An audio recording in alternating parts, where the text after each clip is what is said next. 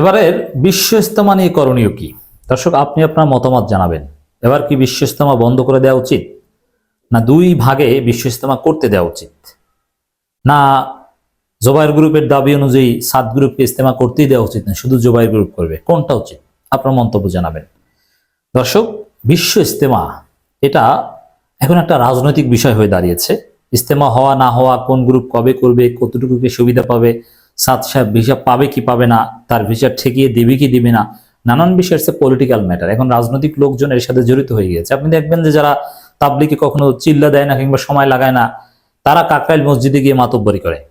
মামুনুল হক সাহেব, চরমনাইল লোকজন, তারাই সবকিছু নির্ধারণ করে দেওয়ার চেষ্টা করে। মানে ইটস পলিটিক্যাল। অতএব আমরা যারা রাজনীতি বিশ্লেষণ করি, ইজতেমাকে একটা রাজনৈতিক টপিক হিসাবে এখন আলোচনা করতে হবে। আপনারাও রাজনৈতিক দৃষ্টিতে এটা বলবেন।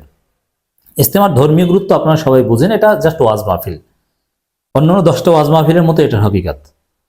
বরং এখানে আরো অসুবিধা হয়, এত মানুষ একসাথে হওয়া, ব্যবস্থাপনা, স্যানিটেশন সিস্টেমে আরো ভোগান্তি হয়। তা আপনি স্যানিটেশন সিস্টেমে নিজেকে কষ্ট দিয়ে, খাবারে কষ্ট দিয়ে, ঘুমে কষ্ট দিয়ে ওয়াজ শুনতে হবে, শরীয়তে এমন কোনো কথা নেই। তবে হ্যাঁ, শুনতে পারলে ভালো, অথবা একটা নির্দিষ্ট পরিবেশে যদি আপনি যেতে পারেন, অনেক বুজুর্গ লোকজন, ভালো লোকজন, একটা সুন্দর পরিবেশ, এটা আপনাকে আত্মশুদ্ধিতে সহায়তা করে। এই দিক থেকে ইজতেমার গুরুত্ব অস্বীকার করা যায় না। তবে এটা ফরজ, ওয়াজিব, সুন্নাত কিছুই নয়। ইজতেমা জাস্ট ওয়াজ মাহফিল, নফল। যদি এখানে আপনি যেতে পারেন, পরিবেশের সাথে খাপ খাওয়াতে পারেন, it's very good, it's good for you. এবং ইজতেমায় গিয়ে অনেক মানুষ, তাদের মধ্যে দ্বীনি চেতনা কিংবা পরিবর্তন হয়। তো এবারের ইজতেমা নিয়ে যেহেতু রক্তক্ষয়ী সংঘর্ষ হয়েছে, আবার হুজুররা বলছে যে প্রয়োজনে তুরাগ নদীর তীরে রক্তগঙ্গা বইবে, আরো অগরণ ঘটতে পারে। অতএব এবছর কি করণীয়, কোন পথে যাচ্ছে ইজতেমা? আপাতত তো ইজতেমার মাঠ খালি, সরকার কোনো সিদ্ধান্ত জানায়নি যে ইজতেমা হবে কি হবে না, কি করা হবে। একটা চরম অনিশ্চয়তার মধ্যে থেকে অনেকেই দাবি করছেন যে এবারের ইজতেমাটা স্থগিত থাক। এ বিষয়ে ইত্তেফাক একটা রিপোর্ট করেছে কোন পথে এবারে বিশ্ব ইজতেমা। আমরা সেই তথ্যগুলো আপনাদেরকে দেব। তার আগে আমার টেকটা প্রথমে বলি। আমি মনে করি ইজতেমা বন্ধ করে দেয়া এটা ভালো সমাধান নয়। এটা হতে পারে, but it's not any good solution. মাথা ব্যথার সমাধান মাথা কেটে ফেলা নয়। ইজতেমা এটা বাংলাদেশে হবেই। এবছর যদি বন্ধ করে দেয়, সামনের বছর তো হবে, তখন তো সমস্যার সমাধান হলো না। এজন্যে আমার কথা স্পষ্ট, আগে যেরকম এই দুই গ্রুপ ভাগ হওয়ার পরে যেরকম হতো, যে একটা নির্দিষ্ট সময় 7 গ্রুপ করবে আর একটা নির্দিষ্ট সময় জোবায়ের গ্রুপ করবে, অবশ্যই মাওলানা সাদ সাহেবকে ভিসা দিতে হবে। কেন দিবে না? ভারত থেকে সবাই আসতে পারবে আর সাদ সাহেব আসতে পারবে না। আর সাদ সাহেবের অনুসারীরা যদি ইজতেমা করতে পারে, তাহলে তার আসতে সমস্যা কি? তিনি দাওয়াতি কাজ বন্য সব দিল্লিতে তো ঠিকই করেন, দিল্লিতে তাদের মূল কার্যালয় তো ঠিকই সাদ সাহেবের দখলে, সব করতে পারে, বাংলাদেশে আসতে পারবে না। না, এই খামখেয়ালি বন্ধ করতে হবে। যে যার মতো ইজতেমা করবে, দুই পড়বে, জনগণ যার ডাকে সারা দিবে, আসবে, সমস্যা কি? এবং একই সাথে মনে করি যে রাজনৈতিক আলেম ওলামা যারা তাবলিগ নয়, তাদেরকে এই সংক্রান্ত বিষয় দূরে রাখলে সমস্যার সমাধান 80% হয়ে যাবে। দেখেন, তাবলিগ জামাত একটা বিষয় স্ট্রিক্টলি অনুসরণ করতো, যে ইজতেমা হতো সেখানে কিন্তু খালেদা জিয়াও যেত, শেখ হাসিনা যেত। সে বাটার শোরুমের ছাদে বসতো হেলিকপ্টার নিয়ে, এরশাদ সাহেব যেত, জামাত নেতারাও যেত, মাওলানা সাইদি সাহেবও যেতেন, গোলাম আজম সাহেবও গিয়েছেন বলে শুনেছি। কিন্তু পৃথিবীর কোন রাষ্ট্রপ্রধান বা পলিটিক্যাল ব্যক্তিকে তাবলিগ জামাতের মুরব্বীরা যুগ যুগ ধরে, দশকের পর দশক ধরে কখনো মাইক হাতে কথা বলতে দেয়নি। এর মানে তাবলিগ জামাত সবসময় নন পলিটিক্যাল ক্যারেক্টার বজায় রেখেছে, রাজনৈতিক প্রভাব ঢুকতে দেয়নি। কিন্তু সেই তাবলিগের চিরচারিত ঐতিহ্য বাদ দিয়ে তারা এখন আলেম রাজনীতিবিদদের প্রভাব দেখাতে শুরু করেছে, তাদেরকে নিয়ে মহাসমাবেশ করে সবকিছু দখল করার চেষ্টা করছে। মানে এই জোবায়ের গ্রুপ তারা তাবলিগের মূল ধারা বা মৌলিক পুরাতন এস্টাবলিশ যে দর্শন বা উসুল, সেটা থেকে দূরে সরে গিয়েছে, একটা নতুন জগা খিচুড়ি তাবলিগে উপহার দিতে চাচ্ছে, এবং এর কারণে সাদ সাহেবের উপর নানান অপবাদ দিচ্ছে। এই জন্য আমি মনে করি এবারের বিশ্ব ইজতেমার সমাধান এটাই, দুই গ্রুপকে স্বাধীনভাবে যার মতো ইজতেমা করার সুযোগ দিতে হবে।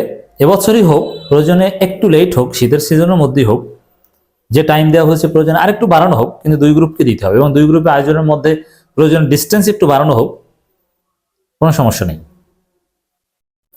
রাজধানীর কোলঘেঁষে টঙ্গীতে বিশ্ব ইজতেমার আয়োজন নিয়ে তাবলিগ জামাতের দুই পক্ষের মধ্যে টান টান উত্তেজনা বিরাজ করছে। আগামী 31 জানুয়ারি থেকে 2 ফেব্রুয়ারি পর্যন্ত প্রথম পর্বে এবং 7 থেকে 9 ফেব্রুয়ারি পর্যন্ত দ্বিতীয় পর্বে ইজতেমা অনুষ্ঠানের অনুমতি দিয়েছে স্বরাষ্ট্র মন্ত্রণালয়।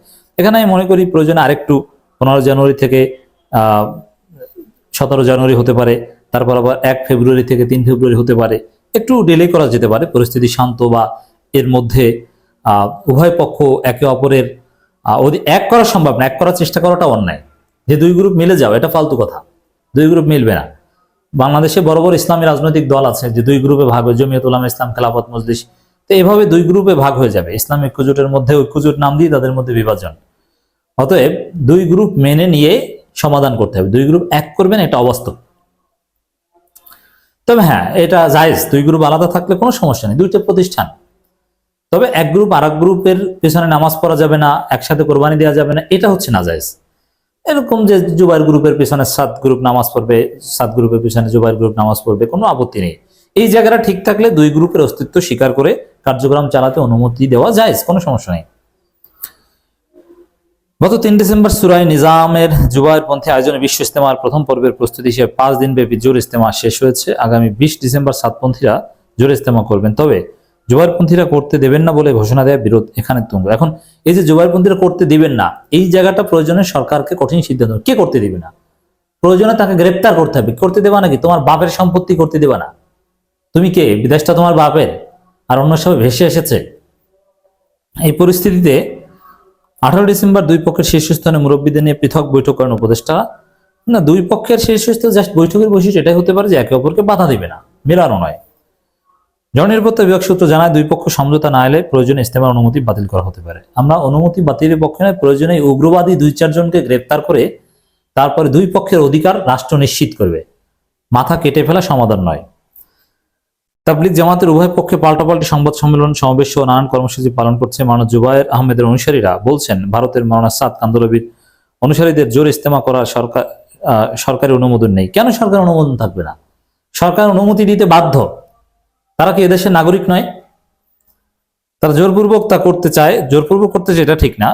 বাস্তব কথা হচ্ছে সরকার দুই গ্রুপকেই অনুমতি দিয়েছে। অনুমোদন নাই কে বলছে? এই যে অনুমতির তারিখ বললাম, দুই গ্রুপের আলাদা আলাদা। এরা আরো কঠোর হচ্ছে, কিন্তু এর সমাধান হচ্ছে, এর ফল হচ্ছে আরো বেশি রক্তক্ষয়ী সংঘর্ষ। এজন্য দুই গ্রুপের অধিকার নিশ্চিত করাই সরকারের একমাত্র কাজ। জননিরাপত্তা বিভাগের একাধিক সূত্র জানায়, বৈঠকে দুই পক্ষের সমঝোতা আনার জন্য সরকারের পক্ষ থেকে চেষ্টা করা হবে। জননিরাপত্তা বিভাগের দায়িত্বশীল সূত্র জানায়, যদি তারা সমঝোতা না আসেন তাহলে প্রয়োজনে ইজতেমার অনুমতি বাতিল করা হতে পারে। কোনো অবস্থায় সরকার আইন শৃঙ্খলা পরিস্থিতির অবনতি ঘটতে দিতে পারে না, কারণ তৃতীয় পক্ষের সুযোগ নিতে চেষ্টা করবে। রাইট, আওয়ামী লীগের সুযোগ নেবে। এই জন্যে ইজতেমার অনুমতি বাতিল যদি না চায় জুবাইর গ্রুপ, তাহলে তারা যেন 7 গ্রুপের অধিকারকে স্বীকার করে নেয়। সাদ সাহেব ভিসা পাবে কি পাবে না, তার আগে সাদ সাহেবের বয়ান শুনতে যাবে, তাদের এত চিন্তা কেন? যাই হোক দর্শক, আপনার মতামত জানাবেন। ওই আকিদা ঠিক নেই, অমুক তমুক, আকিদা ঠিক নেই তাতে আপনার কি? আপনার আকিদা ঠিক আছে, আপনি থাকেন, আপনি সন্ত্রাসী কথাবার্তা কেন বলছেন? তা আমাদের অবস্থান, আমরা সাধারণ জনগণ চাই তাবলিগ জামাতের ইজতেমা দুই গ্রুপ আলাদা আলাদাভাবে স্বাধীনভাবে করুক। সরকার উভয় গ্রুপের অধিকার নিশ্চিত করবে। একই সাথে সাদ সাহেবের আগমনের অনুমতি দিতে হবে সরকারকে।